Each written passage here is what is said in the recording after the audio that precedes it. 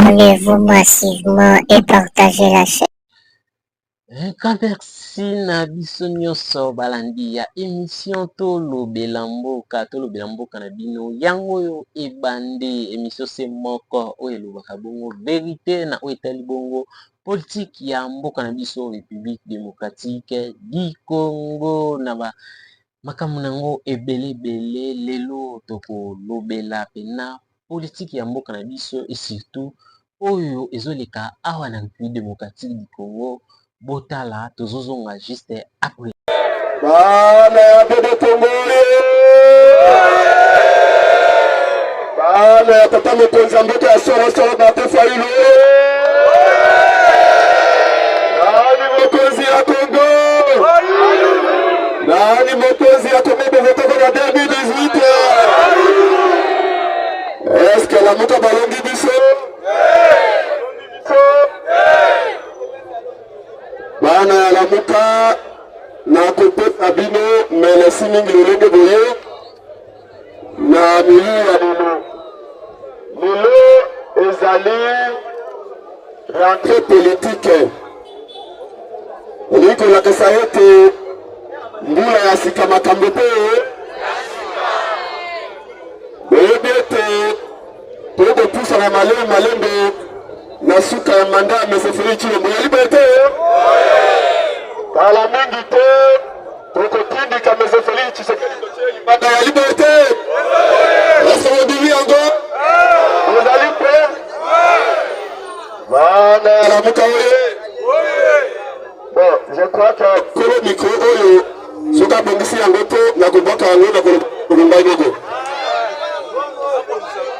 nauti toyoka moto moko ayebisi ngai esika tozali awa na siège national ya DD Congo bana ya Tchambu baye bana ya Kimbanseke baye bana ya Funa baye bana ya Selemba bana ya Lukunga baye ngaliema mona fura bazali awa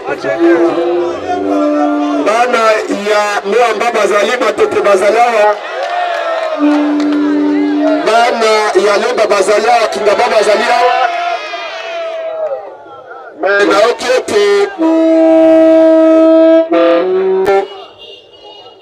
oyo batindi bato moko soki bato ya service nini baya kotala milulu awa nalingi napesa message moko yali clair yali boye te moto akobanga boninga azali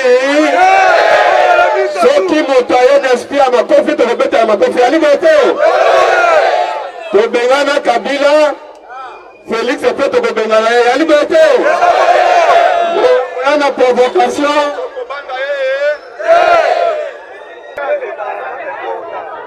tombola bana ya bebe Kongole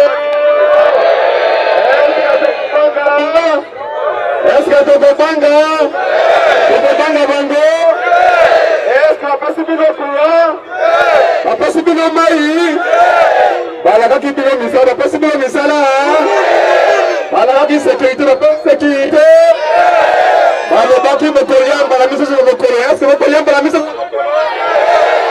ezali bozala nzela eske bokolala na sécurité Kisasa ekomi ville piscine mikolo nyonso bokodina nde na filme eske ezali malamu yango tolobi na bango soki ozali policier ozali militaire ozali agent service à l'enseignement esika na yo ezali awa ezali badescendant ya Lumumba yali boye te awa ezali bana ya Kimbango yali boye te soki oye awa oyo nazali militaire nazali général nazali force soki nini place na yo ezali na Goma yali boye te soki olingi kobunda kende na Europe kende na este kolibere meka yali boye te donc tolobi obandi manifestation oyo na kimia tokosukisa yango na kimia moto akobangisa biso azali mingi te nakopesa bino oyo ya liboso mbote ute pa mokonzi ya mboka ya solo eske modimi yango tobeti maboko makasi tobeti maboko mokonzi ya Congo moko bovoto mpona 2008 ezali nani? Ezali nani? Est-ce que histoire bachangeaka yango? Histoire bachangeaka yango? Voilà, ya mibale nalingi tosala exercice moko simple. Lelo ezali rentrée politique. Po na mois ya avril tokozala na meeting ya kosakana te. Lelo toyekaka mpona koyebisa bino makanisi na biso moke, makanisi ya DD Congo lokola parti politique mpona mbula 2026. Yali boye te? Oyebi ete ADD Congo toyekobima mpona baélection ya mbala oyo bakomona bolumbu ya nkova. Yali boye te? Batiaka loboko na libenga azobobembana ya mibale yango action pour la démocratie et le développement Congo. ADD Congo totelemi tolobi 2026 nde ezali année tokoprépare départ ya PCFI Tshisekedi. Est-ce que mondimi yango? Mondimi yango? Message na ngai eyali moke bana ya oyo tokovivre na mboka ezali normal. Ntango yo ye awa okozonga na pokwa, eske lo bakolia na pokwa na ndako? Eske lo bakolia na ndako? Nakotuna bato bazali awa, nani oyo ana $100 na compte na banki awa? Atomona bosaka nani $100 na ndako atomba bosapi atie na banki? Eske bokomona ngo normal? Soki babengi yo sikawa mama na azali maladi, mwana ali maladi, papa ali maladi, noko kangabi na hôpital balobi mema $200 ka sika okoka yango? Okoka yango? Ça dit que vous tozali génération moko sacrifié. Est-ce que c'est normal hein? Ako na biso Congo ezali pays potentiellement riche. Est-ce que richesse yango momona yango? Alors natuni bino motuna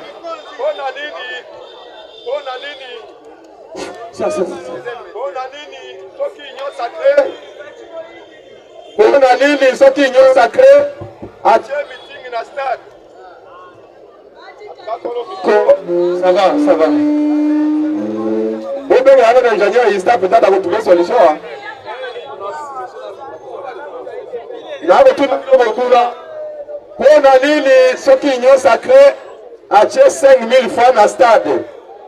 Abengi bino lokola bataba oko ndima alors mbo bakobenga bino wana ezali mbongo batu koyiba, mbongo bapara na biso, mbongo ya baenseignant, mbongo ba policier bazali payer, mbongo ya ba militaire. Ndeko na ngai na koloba bino vérité moko choquante, congolais aza na base ya malheur na ye moko yali bete moko toko ya ete tozali bantamate moko wana na kozwa liberté yali bete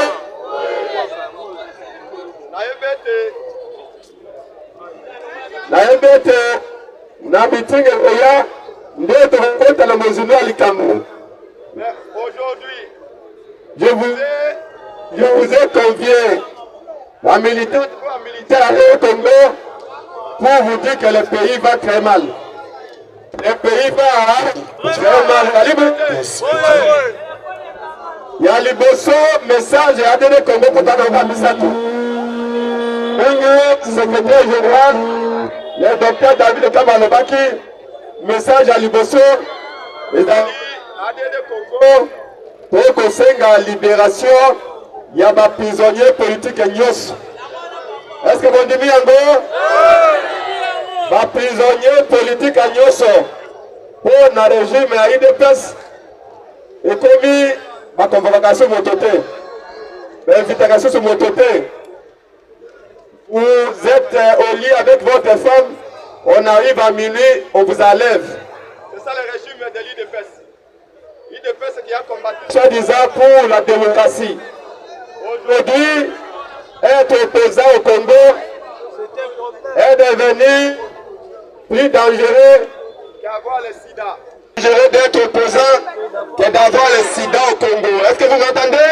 Oui. Vous me comprenez? Oui.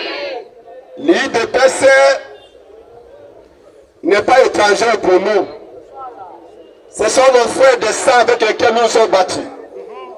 Pendant 21 ans, Prince Peng, on a été avec nos frères de l'UDPS dans la rue. On a dit au peuple que nous nous battons pour la démocratie. On a dit au peuple que nous nous battons pour le progrès social. On a essuyé des balles sous le régime Tshisekedi. On a été emprisonné au camp Tchatch déshabillé. On a été torturé. On a été arrêté à la nerf avec Kalev. Mais ce qui me choque, ce qui m'étonne, c'est que l'UDPS est en train de répéter les mêmes erreurs ou les mêmes fautes que le régime Tshisekedi. Est-ce que vous comprenez cela? Est-ce que vous comprenez cela? Comment l'UDPS peut aujourd'hui se réjouir qu'il y ait 20% d'opposants en exil? Qu'est-ce que Moïse Katumbi fait en Europe? Parce qu'il a été contraint en exil, comme sous le régime Kabila. Comment Félix Tshisekedi peut comprendre, peut tolérer que ses frères de lutte, ses compagnons de lutte se retrouvent en exil aujourd'hui? Etienne Tshisekedi Wamulumbala, il est en train de regretter tous les combats qu'on a menés avec lui. Voilà pourquoi ADD Congo appelle à la libération de tous les prisonniers politiques. Est-ce que vous dites encore? Tolobi, opposant, se passe à nini? Biso to bundi po ba Jacob Rabi Mwana Boloko. Biso to bundi po te bati ba Rabi Mwana Boloko. To bundi po te ba combattant nyonso Babi Mwana Boloko. To perdre aussi Mukendi na combat na UDPS ensemble. To perdre Thérèse kaka na combat au front. Lelo UDPS aye makalisi na ye.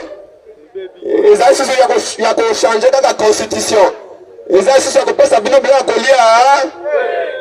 Yango tolobi na bango te ndemekoki deja batala sima basala nini? Bazonga bato ya liberté. Tolingi tous les opposants vont en exil basala nini? Mboka na biso a besoin ya unité nationale ya liberté. Mboka na biso a besoin ya projet national ya liberté. Yango moni la simbi oyo comme na moni ni? Comme na moni ni?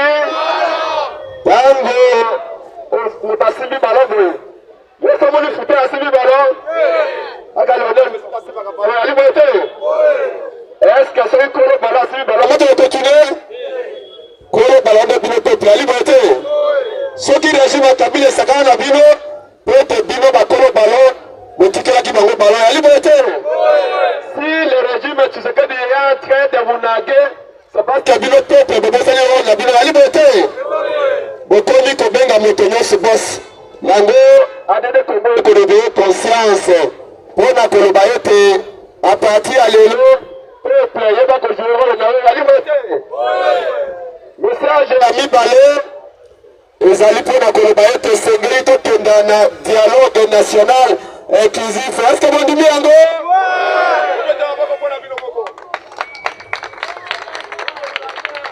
Deuxième message, c'est que nous exigeons la tenue d'un dialogue national inclusif. Est-ce que vous êtes d'accord? Nous appelons ça dialogue intercongolais. Est-ce que vous êtes d'accord? Oui.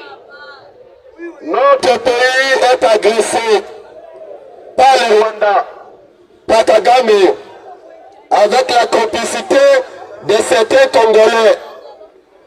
Voilà pourquoi nous disons au sein de l'armée de Congo, au sein de la Mouka, nous avons une armée.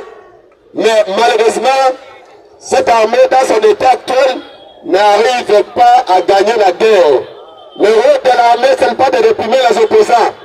Le rôle de l'armée, ce n'est pas de venir arrêter les Quinois. Le rôle de l'armée, de la police, ce n'est pas de faire peur. Parce que la police est devenue partisane et clanique. Parce que l'armée est en train d'être politisée. Ce qui est extrêmement grave pour un pays qui a 9 voisins, dont 4 l'ont ici non minéraux. Voilà pourquoi nous pensons que même si on a une armée, mais parce qu'elle n'est pas en mesure de gagner la guerre immédiatement, nous pensons que le dialogue est la voie obligée et la seule voie pour amener la paix rapidement au Congo. Est-ce que vous dites Yango? Et pour cela, Et pour cela, à Délé Congo, et la Mouka, nous disons ceci. Il faut que ceux qui sont en exil, rentrent au pays. Il faut que les prisonniers politiques, Babi Manaboloko, Babi Misa Shadari, Babi Misa Minaku, Babi Misa Kamizelo, Babi Misa Jonathan, Batobas, Manaboloko, Baopozanyoso, Babi Misa Bango Libanda. Est-ce que vous êtes d'accord? Tous ceux qui sont en exil, Moïse Katumbi est un Congolais, un leader important. Sa place n'est pas en Belgique, sa place est au Congo. Est-ce que vous dites Yango? Yosef Kabila dans ce qui est au Congo, la liberté. Mais Bisso, vous allez battre, vous allez battre, vous allez battre. Aujourd'hui, Yosef Kabila a Ali Congolais. Là, c'est là. Et Ali Libanda. Bakaina. Yosef Kabila passe à l'île Banamboka, la liberté. Pour voir la messe à Boko, Bissoba, c'est de ce qu'on appelle pardon, la liberté. Pour Bangonio, c'est Basaki peuple, ma belle, la liberté. Nananga, Bazui, victoire peuple, Baïbi Ango. Est-ce que ça dit? Mais puis c'est le bien que le corps de Christ, pour aider Colimbissa. L'extérieur du pays, nous sommes à la nouvelle année. Et cette rentrée politique populaire coïncide avec la demande populaire, la demande nationale d'aller à un dialogue national inclusif. Notre pays est agressé par les Rwandais. Dès nos problèmes sont occupés. Des milliers de Congolais, plus de 7 millions de Congolais sont des déplacés internes. Des milliers de réfugiés au Rwanda, au Ouganda et ailleurs. Et il y a 3 crises au Congo. Il y a la crise sécuritaire qui est liée à l'agression de notre parti par les Rwandais, qu'il faut résoudre. Il y a la crise de légitimité qui est là parce que l'IDPS n'a jamais gagné les élections, ni en 2018, ni en 2023, et nous ne reconnaissons pas les institutions actuelles. Et cette crise-là est même à la base, parce que rappelez-vous que ceux qui ont pris les armes, la première revendication c'était que ceux qui sont là au pouvoir ne sont pas légitimes. Et il y a la troisième crise qui est la crise sociale. Les Congolais meurent de faim. Les Congolais sont étranglés par la pauvreté. Partout dans tous les pays, les Congolais maigrissent à vue d'œil. Et pour résoudre ces 3 crises, nous disons que nous devons aller au dialogue.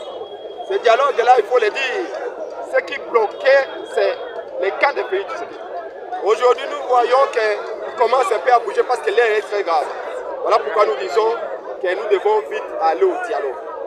Mais nous ne voulons plus entendre parler comme on a entendu M. Mouyaya qui dit que non, il n'y a que la crise sécuritaire. Si, il y a 3 crises dans ce pays.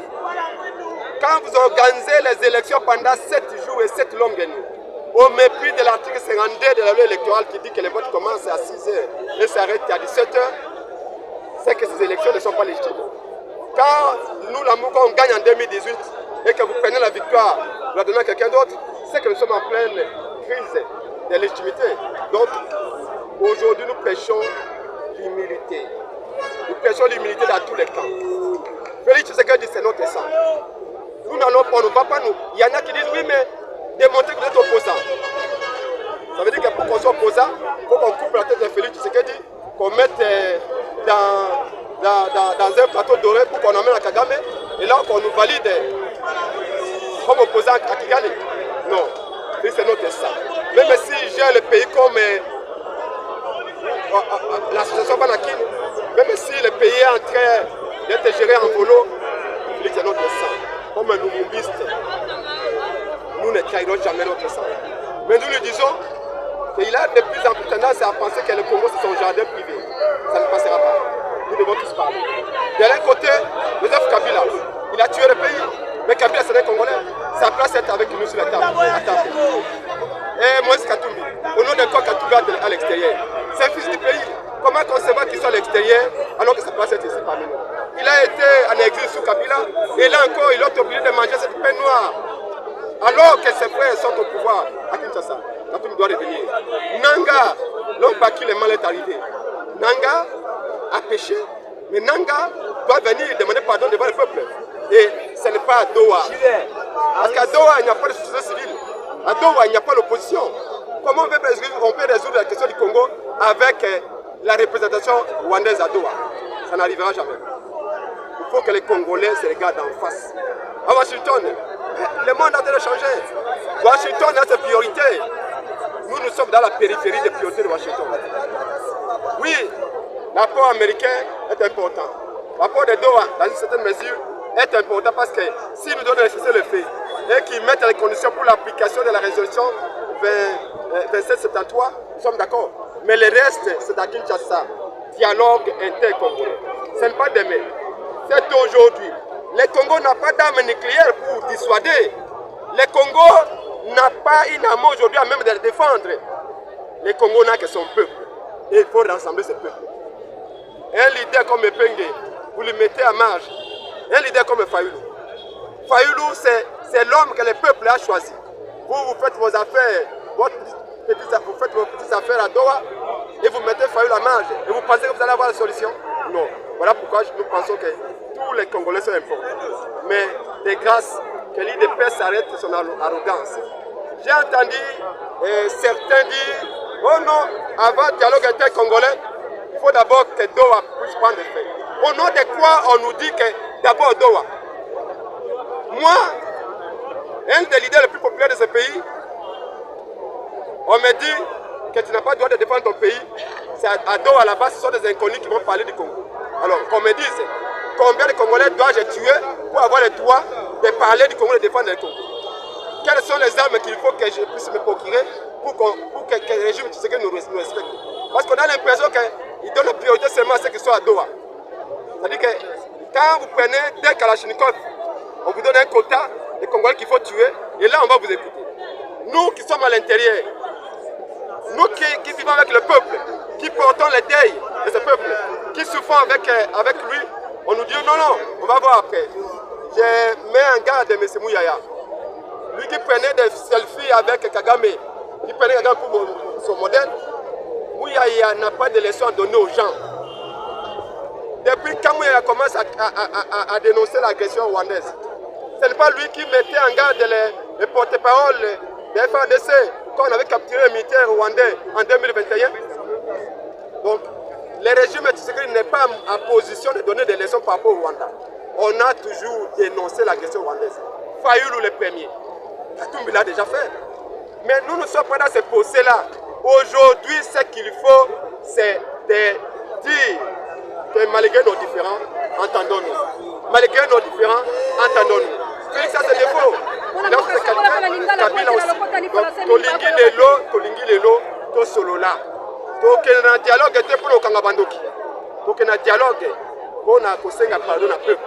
Mais pour ne plus jamais ça. Nangamba Félix Tshisekedi, ils ont commis beaucoup de fautes. Nangamba Kabila, beaucoup de fautes. Nangambo Yananga, beaucoup de fautes. Biso na la muka de Congo. Namana boka matin, biso ne pas victime na bango. Et biso to limbisa, to bossa na. To bito que na dialogue, to solo là, to laver les linges sans la famille, to ne pas plus jamais ça. C'est ça le message. Nous exigeons donc au sein de la libération immédiate. Il y a tous les prisonniers politiques. Kolingi, Baïbanso, Chadari, Minaku, Kamizelo, Nathanaël, il y a des militaires de la Mouka qui sont en prison. Des militaires de la Congo, même l'autre ici, Madoché, venait de libérer. Nous ne voulons plus des intimidations. Et nous sommes en train de constater que les services de renseignement, les services de sécurité, vont claniser Yango, vont comme Sango politiser, Yango. Ce n'est pas normal. Nous ne voulons pas que l'IDPS nous laisse une guerre civile. Nous voulons la paix. Nous voulons la paix. Nous voulons la paix. C'est ça le mot d'ordre aujourd'hui. Tolingi dialogue. Tolingi exilé politique et tout bazonga. Tout va n'importe et dans normalité. Que Félix Tshisekedi va accompagner la route. La route. Natango ya zamo kosi. Va accompagner la route va dans Libanda. L'histoire va nous juger durement. Va fanatique va tuer Félix Tshisekedi. On va foutre mambo rebelle. Pour bunala bangote. Va passer un toli à ma paix. Et puis, il faut que parce qu'il y a un donc, pour nous, à DD Congo, les dialogues qui vont résoudre les problèmes, c'est les dialogues entre Congolais. Et nous voulons que ce dialogue vienne très vite.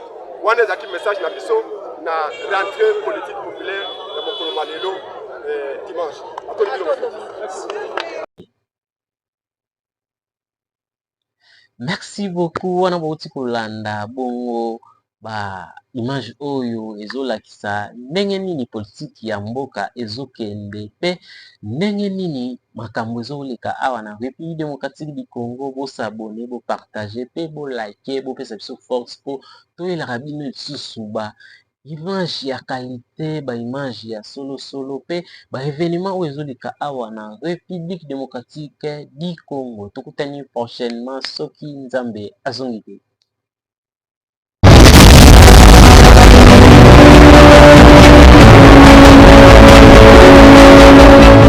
Abonnez-vous et partagez la